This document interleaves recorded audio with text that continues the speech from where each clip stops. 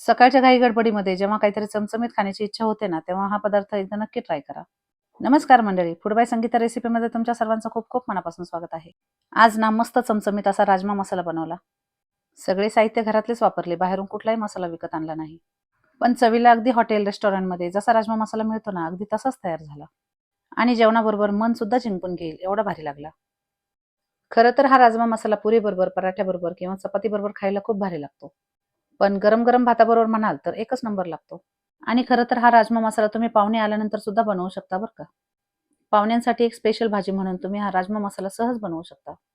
आणि चमचमीत असा राजमा मसाला खायला कोणाला नाही आवडणार. चला तर मग खूपच स्पेशल आणि मजेदार अशा रेसिपीला सुरुवात करूया. तर आता राजमा मसाला बनवण्यासाठी इथे मी 1 वाटी राजमा घेतला. राजमा स्वच्छ धुतला आणि रात्रभर पाण्यामध्ये भिजत घातला. आता रात्रभर जर हा राजमा आपल्याला पाण्यामध्ये भिजवायचा असेल ना, तर नॉर्मल पाण्यामध्ये भिजत घालायचा. पण जर आपण राजमा भिजत घालायला विसरलो, तर काय करायचं? गरम पाणी करायचं आणि त्यामध्ये हा राजमा भिजत घालायचा. पण 6 ते 7 तास राजमा पाण्यामध्ये भिजलाच पाहिजे. आता हा भिजलेला राजमा कुकरमध्ये घालायचा. त्यामध्ये 2 तमालपत्र आणि 2 दालचिनीचे तुकडे घालायचे. त्याचबरोबर 2 ग्लास पाणी घालायचे आणि कुकरला झाकण लावून कुकरच्या 5 ते 6 शिट्ट्या घ्यायच्या. आता जोपर्यंत कुकरच्या शिट्ट्या होत आहेत, तोपर्यंत आपल्याला राजम्यासाठी मसाला काढून घ्यायचा आहे. तर इथे मी 3 मीडियम साइजचे कांदे बारीक चिरून घेतले. आता कढईमध्ये थोडे तेल घालायचे आणि कांदा चांगला परतून घ्यायचा. आता आपल्याला इथे कांदा जास्त काळपट होईपर्यंत परतून घ्यायचा नाही. हलकासा लालसर होईपर्यंत, कांद्याचा कच्चेपणा जाईपर्यंतच कांदा परतून घ्यायचा. आता यामध्ये मी अर्धी वाटी बारीक चिरलेले खोबरे घातले. खोबरे सुद्धा आपल्याला हलकासा तांबूस रंग येईपर्यंत परतून घ्यायचे आहे. खोबरा आणि कांदा चांगला परतून झाला. आता यामध्ये मी 2 मीडियम साइजचे लाल पिकलेले टोमॅटो घातले. आता हे टोमॅटो तेलामध्ये मस्त मऊसर होईपर्यंत भाजून घ्यायचे. तेलामध्ये मस्त खालीवर करून अगदी मऊसर होईपर्यंत हाताने सहज बारीक होईल इथपर्यंत आपल्याला टोमॅटो शिजवून घ्यायचा आहे. जेव्हा तेलामध्ये हे मसाले मऊसर शिजतात ना, तेव्हा या मसाल्याची ग्रेव्ही आणि चव अगदी हॉटेलसारखी तयार होते. तेव्हा कमी गॅसवर अशा पद्धतीने मस्त असे मसाले परतून घ्यायचे. आता काय करायचं, हा जो मसाला आपण भाजून घेतला आहे ना, हा सर्व मसाला एका पसरट भांड्यामध्ये काढायचा आणि थंड करून घ्यायचा. आणि मसाला थंड झाला, की हा सगळा मसाला एका मिक्सरच्या भांड्यामध्ये घालायचा. आता यामध्ये मस्त हिरवीगार ताजी-ताजी मूठभर कोथिंबीर घालायची. त्याचबरोबर थोडे अद्रकचे तुकडे घालायचे. आता यामध्ये 15-20 लसणाच्या पाकळ्या घालायच्या आणि मिक्सरमध्ये मस्त हा मसाला बारीक करून घ्यायचा. अगदी थोडे पाणी घालायचे आणि मिक्सरमध्ये याची चांगली बारीक पेस्ट तयार करून घ्यायची. तर अशाच पद्धतीने मऊसर असा मसाला आपल्याला बारीक करून घ्यायचा आहे. आता गॅसवर एक पॅन गरम करायला ठेवायचा आणि त्यामध्ये थोडे तेल घालायचे. तर आता हॉटेलसारखीच चव आणि हॉटेलसारखीच भाजी करायची असेल तर यामध्ये तेल थोडे जास्त घालायचे. आता इथे मी मोहरीचे तेल घेतले आहे. पण तुम्ही रोज जे तेल वापरता, जे तेल रोज खाता, ते घेतले तरी चालते. आता मसाला आपल्याला तेलामध्ये मस्त परतून घ्यायचा आहे. मसाला परतून घेताना सुरुवातीला गॅस मोठा करायचा, नंतर गॅस कमी करायचा आणि मस्त तेल सुटेपर्यंत हा मसाला परतून घ्यायचा.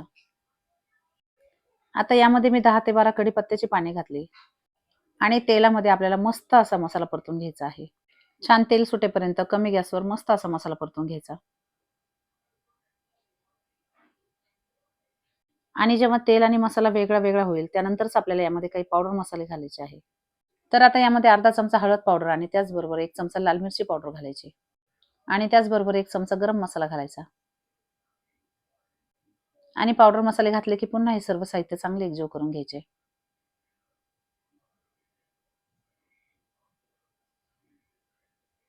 हा मसाला तुम्ही जितका जास्त परतून घ्याल ना, तितकीच ही भाजी चवीला भारी लागेल. अगदी हॉटेलसारखी तुमची भाजी तयार होईल. अगदी अप्रतिम चव आणि अगदी हॉटेलसारखी चमचमीत अशी भाजी तयार होईल आणि अगदी ही भाजी खाताना तुम्ही बोटं सुद्धा चाटून पुसून खाल.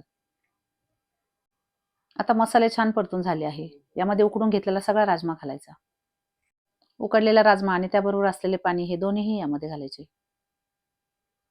आता यातले मी दोन्ही तमालपत्र काढून टाकले. आता काय करायचं, राजमा आणि मसाला हे दोन्ही साहित्य आधी चांगले एकत्र करून घ्यायचे. आणि जेव्हा हे मसाले चांगले एकत्र होतात ना, तेव्हाच यामध्ये जास्तीचे पाणी घालायचे. तर आता यामध्ये मी जे काही मसाल्याचे पाणी होते ते घातले आणि सर्व साहित्य एकजीव करून घेतले.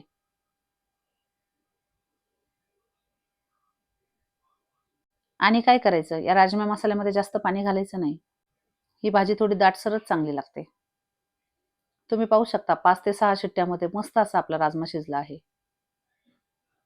आता यामध्ये चवीनुसार मीठ घालायचं. त्याचबरोबर थोडी कसुरी मेथी यामध्ये घालायची. कसुरी मेथी आधी हातावर बारीक करून घेतली, नंतर यामध्ये घातली. आणि कसुरी मेथी घातल्यानंतर मस्त हे सर्व साहित्य एकजीव करून घ्यायचं.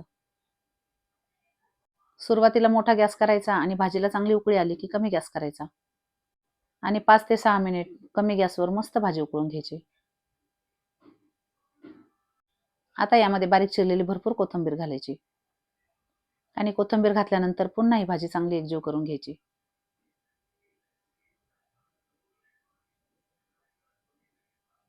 जेव्हा आपण हॉटेलमध्ये हा राजमा मसाला खातो ना, त्यापेक्षाही खूपच भारी हा राजमा मसाला आपण घरी तयार करू शकतो.